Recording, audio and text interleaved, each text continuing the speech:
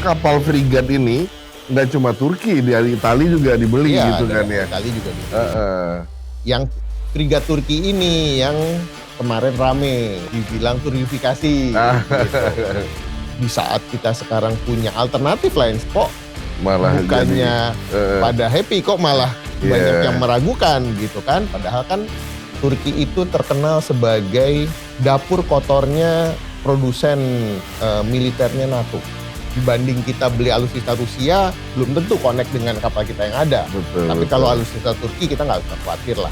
Produsen Turki itu berencana membuat pabrik di Indonesia sehingga produksi drone itu akan dilakukan di Indonesia. Kita bukan hanya beli barangnya kalau dari Turki, tapi kita akan dapat pabriknya loh.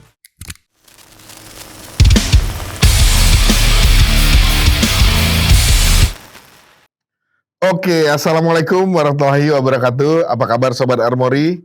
Kembali lagi ketemu bersama kami dalam program Armory Spec. Sebuah program di mana kami akan mengajak Anda untuk membahas seputar alutsista dan teknologi militer yang sekarang sedang ramai diperbincangkan. Nah, bagaimana dengan episode kali ini?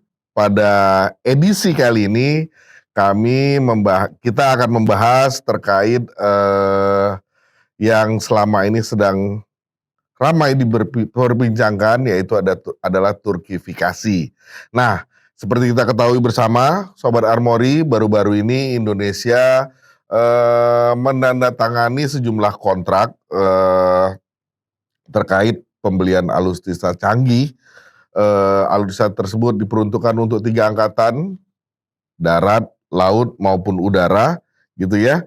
Nah, alutsista tersebut ada yang berupa pesawat tempur kan, fregat Istanbul class, dan rudal ITBM. Semuanya merupakan hasil teknologi dari Turki. Ini sejalan dengan kedekatan bilateral antara Presiden Prabowo dengan Presiden Turki. Nah, hal ini tentu saja mendapatkan respon di masyarakat. Biasa, Sobat Armory, respon di masyarakat itu ada yang pro maupun ada yang kontra. Nah, respon yang kontra inilah yang akhirnya memunculkan isu Turkifikasi. Berkaitan dengan hal tersebut, di studio sudah hadir seorang pakar alutsista. Kita langsung aja sama beliau karena dia udah ada di tengah-tengah kita, Sobat Armory.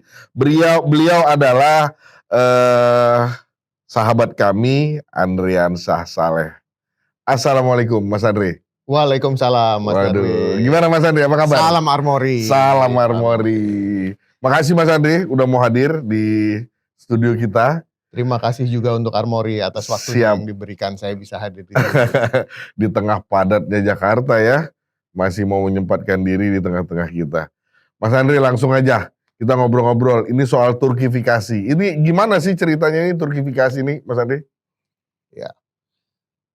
Turkifikasi itu lagi jadi isu yang ramai sekarang di betul. Jagat pengamat militer, terutama jagat maya pengamat militer. Iya, betul. Gitu. Kalau kita melihat pembelian alutsista itu bisa dilihat dari dua segi, positif maupun negatif. Betul. Pertama, kita lihat positifnya dulu lah ya. Iya. Negara kita membutuhkan angkatan bersenjata yang kuat. Kalau dipikir-pikir, kita kenapa beli pesawat, beli kapal, beli rudal balistik, dan beli peralatan-peralatan lain, memang negara kita memerlukan teknologi-teknologi canggih untuk memperkuat militernya, terutama untuk menggantikan alutsista-alutsista yang sudah tua, ditambah juga untuk memodernisasi kekuatan alutsista militernya, gitu.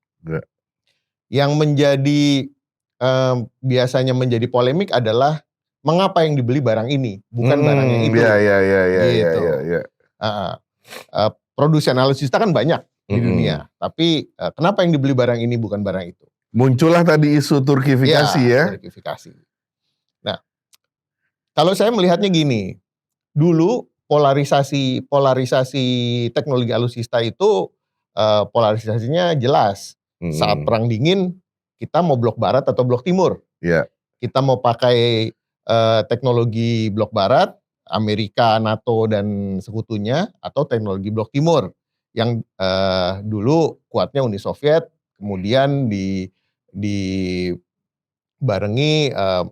sekutu-sekutunya seperti yang berideologi sama seperti Iya, Cina. Cina dan negara-negara lainnya. Kemudian sekarang dengan perkembangan teknologi, berakhirnya perang dingin, sumber-sumber teknologi alutsista ada bermacam-macam. Iya. Kita dulu langganan, kita beli dari Eropa banyak, Iya. dari Amerika juga masih banyak gitu, alutsista kita yang dari Amerika banyak, tapi kita juga menggunakan lagi teknologi timur seperti pesawat Sukhoi dari Rusia, tank BMP-3 dari Rusia, itu juga banyak dari Rusia maupun Ukraina, blok-blok seperti itu. Kemudian kita juga beli dari negara-negara sesama Asia, contohnya Korea. Betul. Kita beli kapal selam, pesawat jet latih, dan waktu itu kita sempat mau ada kerjasama pembuatan pesawat tempur generasi ke-4,5 dari Korea Selatan.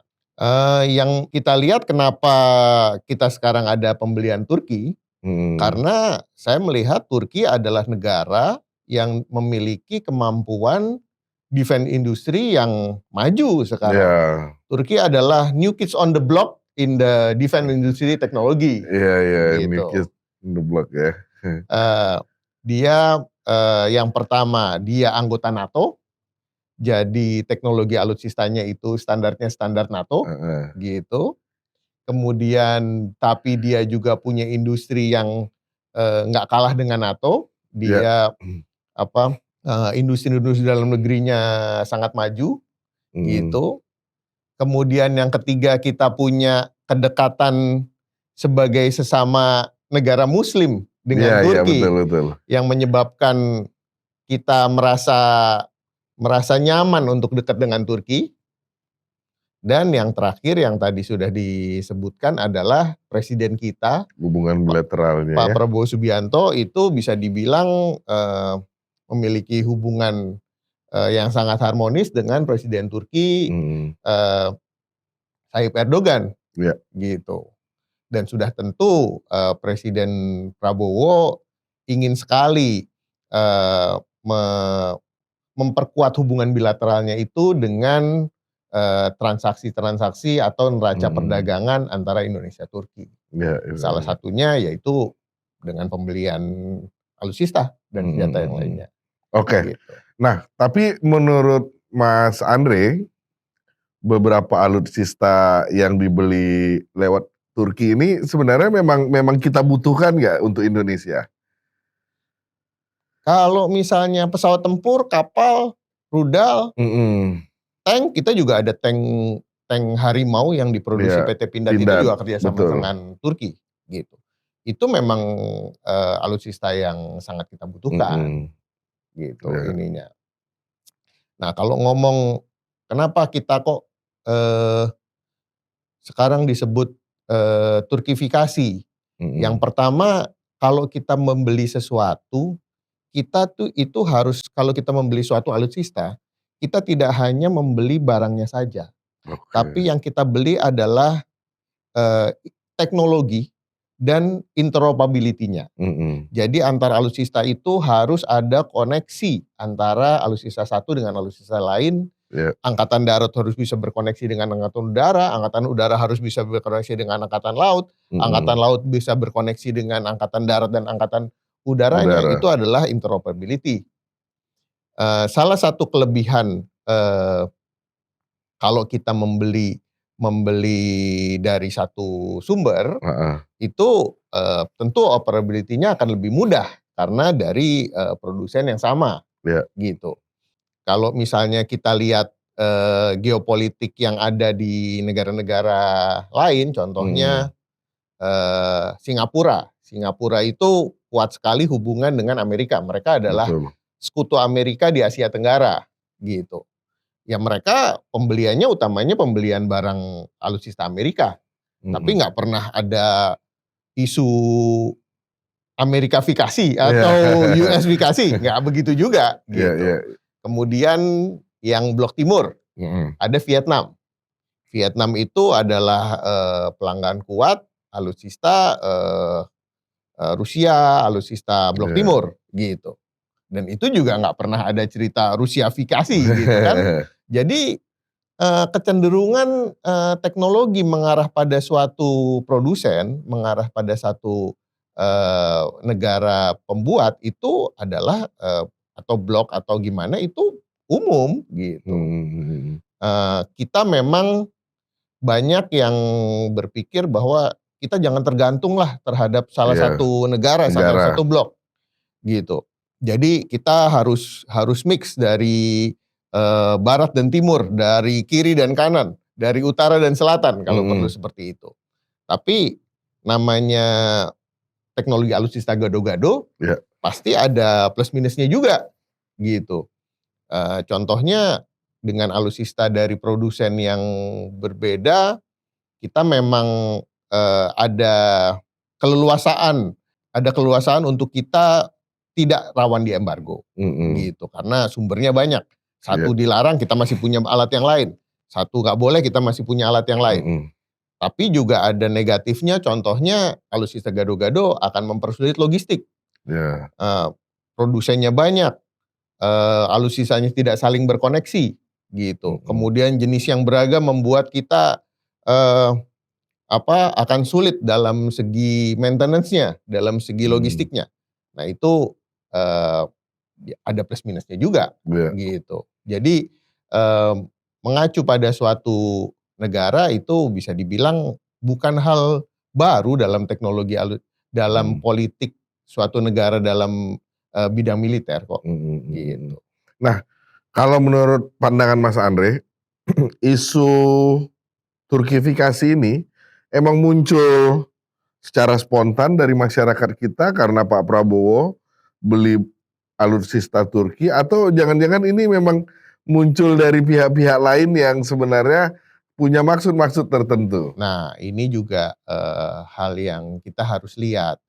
Jadi dengan Pak Prabowo itu dekat dengan Turki, kita sudah pastikan bahwa Pak Prabowo pasti pengen beli alutsista Turki. Apalagi Betul. Turki bisa dibilang maju lah dalam teknologi militernya. Kemudian saat kita beli tank dari Turki, saat kita beli rudal dari Turki, itu Pesawat tempur. bisa dibilang sebelum pembelian ini, memang dekade belakangan ini angkatan-angkatan sudah mulai menggunakan teknologi-teknologi yang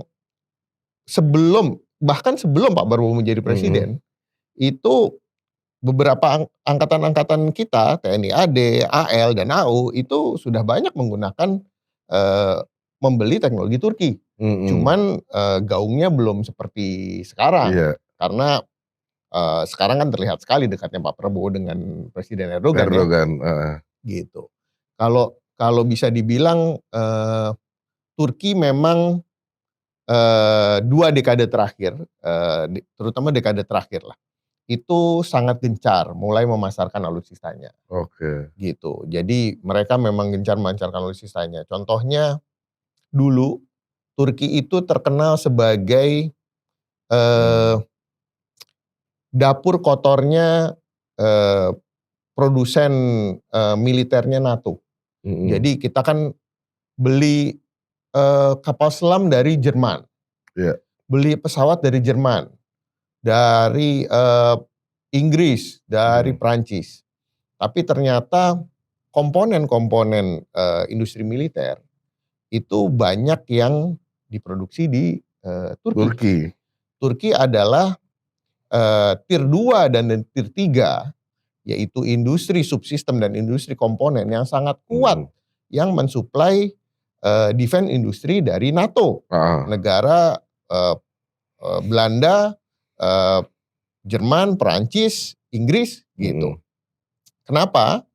Karena contohnya Jerman. Jerman itu yang industri kapal selam Jerman itu dulu sangat bergantung kepada industri subsistem dari Turki. Kenapa contohnya? Karena Jerman memiliki persyaratan yang ketat mengenai dampak lingkungan. Oke. Jadi pabrik-pabrik Jerman itu sangat menghindari membuat contohnya industri logam, industri yang berlimbah tinggi itu di dalam negeri Jerman. Karena tuntutan AMDAL-nya itu tinggi sekali di Jerman. Jerman kita terkenal kan, alutsistanya, teknologinya, mobilnya pun aja kualitasnya nomor 1 gitu. Tapi ternyata di dalam negeri itu tuntutan AMDAL-nya itu tinggi sekali. Jadi karena kedekatan Jerman dengan Turki, apalagi di zaman di Eropa itu keturunan Turki itu kuat di Jerman. Gitu. Jadi pembuatan komponennya industri pertahanan utama, komponen kapal selam contohnya itu di Turki banyak, di Turki kuat sekali. Begitu sekarang Turki go public, Turki bisa berjualan sendiri, memutuskan berjualan sendiri, dia membuat suatu defense industry departemen, jadi bisa dibilang setingkat kementerian itu industri pertahanan. Jadi presiden industri pertahanan, di sana disebutnya SSB. Itu sejak dia membuat itu, dia memutuskan, saya mau berjualan sendiri. Saya sudah bisa berjualan sendiri, saya sudah ada agreement bisa berjualan. Hebatnya mereka, semua beberapa lapis komponennya, produksi akhirnya dilakukan di Turki, dan industri komponennya sudah siap mereka di Turki. Gitu. Itu industri kapal selam. Industri komponennya sudah siap. Beda dengan kita saat kita mau memulai industri kapal selam di Indonesia. Industri pendukungnya kita belum siap. Komponen, subsistemnya. Sedangkan mereka sebelum mereka bikin sendiri, mereka produsen komponen. Sekarang mereka bikin launching sendiri, industri komponennya sudah kuat. Mereka itu kita nggak pernah dulu mungkin belum karena informasinya belum terlalu naik. Contohnya Turki itu adalah produsen F-16 terbesar di dunia, kedua setelah Amerika Serikat. Oke. Jadi Turki F-16 ya, pesawat tempur ya? Iya, Turki itu membuat F-16 dengan total ya mungkin di atas 300. Dipakai dalam negerinya sendiri banyak soalnya, 250 atau berapa. Mas Andre, maaf saya salah dikit. Pembelian alutsista yang dilakukan oleh Indonesia kepada Turki, apakah kalau bicara masa lalu pernah dilakukan juga?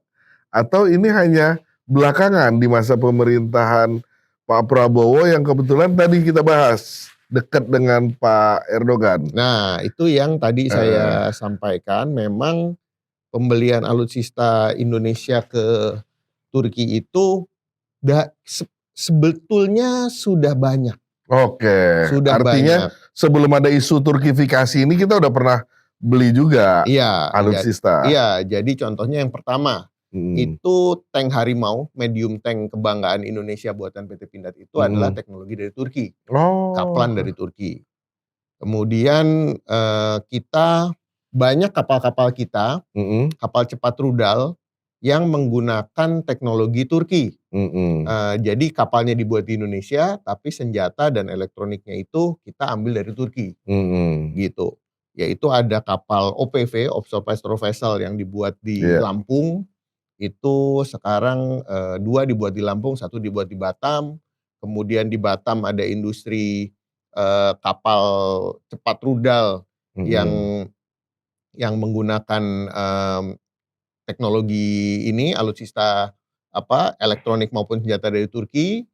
Kemudian ada juga KCR yang dibuat di Babelan di daerah Jawa Tengah, itu juga teknologi Turki. Dan yang paling besar itu frigat Merah Putih, frigat ukuran 140 meter yang mungkin akan jadi frigat terbesarnya Indonesia dalam waktu dekat itu. Sewakonya, sensor weapon and control, senjata, radar, elektroniknya itu menggunakan elektronik Turki. Bahkan kapal-kapal cepat Bakamla kita tuh, mereka ada kapal kapal cepat KN Bakamla itu menggunakan remote control weapon station yang dari asalkan Turki. Iya. Gitu. Artinya sebelum isu Turkifikasi ini mencuat ke permukaan, Indonesia bukan sesuatu yang baru berhubungan alutsista dengan Turki gitu ya Mas Andre ya? Iya, karena kita Artinya emang hubungan udah bilateral, hubungan negara sesama negara Islam memang sebelumnya dari sebelum zaman Pak Prabowo pun saja sudah harmonis, Iya. sudah kuat gitu. Artinya di luar, sebenarnya kalau kita mau berkaca juga di luar konteks alutsista juga di luar konteks militer kita punya kedekatan memang dengan Turki. Ya. Indonesia sebagai sebuah negara dengan Turki gitu kan. Iya, Karena faktor secara kita kesamaan keislaman. negara mayoritas Islam Ya, gitu sudah oke. menjadi kedekatan modal yang bagus lah dengan Turki. Oke. Gitu. Terus Mas Andre berkaitan dengan alutsista nih yang sekarang juga di pemerintahan Pak Prabowo sedang gencar ya. Bagaimana Mas Andre sebagai pakar alutsista melihat perkembangannya ini di masa pemerintahan Pak Prabowo? Ya, di masa pemerintahan Prabowo terus terang Pak Prabowo itu concern ya. Concern dan punya keinginan kuat. Kalau beliau sudah punya keinginan itu kuat sekali. Saya mau Indonesia beli ini, saya mau Indonesia beli ini, saya mau Indonesia beli ini, gitu. Contohnya Angkatan Laut kemarin baru kehadiran kapal canggih. Kapal induk Garibaldi. Bukan. Belum, itu belum hadir. Yang hadir adalah dari Itali, sama-sama dari Itali. Oh, dari Itali juga. Itu KRI Brawijaya. KRI Brawijaya itu adalah kapal sekelas frigat yang hadir di Indonesia dari Itali. Dan hebatnya itu hanya Pak Prabowo nggak banyak ribut dengan hubungan bilateral dengan Itali. Beliau minta kapal yang tadinya disiapkan untuk Angkatan Laut Itali diambil buat Indonesia dulu, gitu. Jadi dalam hitungan berapa bulan itu sudah tiba di Indonesia. Kita dapat material baru, padahal biasanya pembelian seperti itu memakan waktu 2-3 tahun kalau perlu. Minimal pembuatan kapal itu ya 12 bulan, 18 bulan gitu. Ini dalam waktu berapa bulan udah hadir. Nah, pembelian cepat itu Pak Presiden kita lanjutkan dengan pembelian dari Turki juga. Baru-baru ini kita menandatangani pembelian frigat Istif Class atau Istanbul Class dari Turki yang juga merupakan tadinya pesanan Angkatan Laut Turki. Cuman dengan kedekatan Pak Prabowo diminta untuk ya buat Indonesia dulu, gitu. Jadi pengirimannya dalam waktu dekat. Artinya kapal frigat ini nggak cuma Turki, dari Itali juga dibeli gitu kan ya? Itali juga dibeli. Nah, yang frigat Turki ini yang kemarin rame. Jadi dibilang Turkifikasi, gitu. Padahal sebetulnya kalau kita melihat teknologi Angkatan Laut kita, itu Angkatan Laut kita sebelumnya didominasi oleh alutsista dari Thales atau dulu HSA dari Belanda, Hollandia Signal dari Belanda. Di saat kita sekarang punya alternatif lain selain Thales, kok malah bukannya pada happy, kok malah banyak yang banyak yang meragukan gitu kan. Padahal kan saat ini kita ada alternatif lain teknologi dari Turki. Dan Turki itu negara NATO, jadi mereka alutsistanya bisa compatible dengan Thales, dan mereka juga awal-awalnya melisensi teknologi Thales gitu. Kemudian juga mereka juga di dalam negeri mereka menggunakan linknya NATO, data linknya NATO, sedangkan mereka juga menyiapkan data link yang bisa berkomunikasi antar alutsista NATO. Jadi menurut saya komunikasinya dibanding kita beli alutsista Rusia belum tentu connect dengan kapal kita yang ada. Tapi kalau alutsista Turki kita nggak usah khawatir lah, masih bisa dibilang teknologinya udah ini ya. Hal yang sama, Iya. gitu. Oke, Mas Andre, tadi kita kan ini singgung pesawat tempur ya tadi, terus kemudian ada kapal Perang. frigat gitu. Saya penasaran ini terkait drones Turki gimana Mas Andre? Drones ini kan sesuatu yang lagi rame juga di militer ya, teknologi militer. Gimana Mas Andre? Drone itu yang sangat menarik. Turki itu kita tahu perang drone paling marak itu sekarang adalah di perang Ukraina dan Rusia. Iya, betul. Nah, drone dari Turki adalah game changer peperangan Ukraina versus Rusia. Oke. Ukraina banyak memenangkan pertempuran-pertempuran di berbagai palagan karena bantuan dari drone yang baik untuk surveillance maupun bersenjata. Oke. Gitu. Bahkan ada kabarnya mereka dengan bantuan drone mereka bisa menenggelamkan kapal penjelajahnya Rusia. Gitu, dengan penyerangan terpadu antara rudal dengan drone. Gitu. Nah, drone Ukraina itu sangat mengandalkan drone buatan Turki. Oh, jadi Ukraina itu pakai teknologi drones-nya Turki? Iya, jadi Turki itu ada teknologi drone yang perusahaan drone-nya itu paling sekarang adalah perusahaan drone yang bisa dibilang paling mutakhir. Paling lagi naik daun sekali.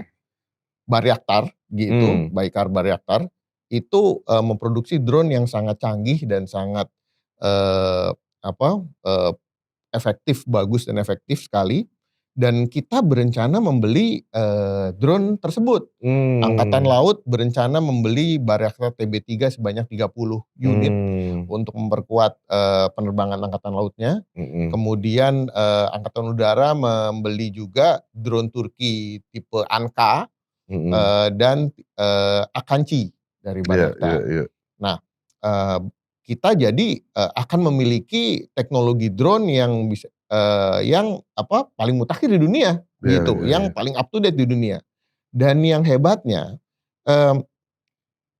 produsen Turki yaitu Bayraktar dan Turki Aerospace Industry itu berencana membuat pabrik di Indonesia sehingga produksi drone itu akan dilakukan di Indonesia. Nah, itu adalah suatu lompatan sekali buat kita.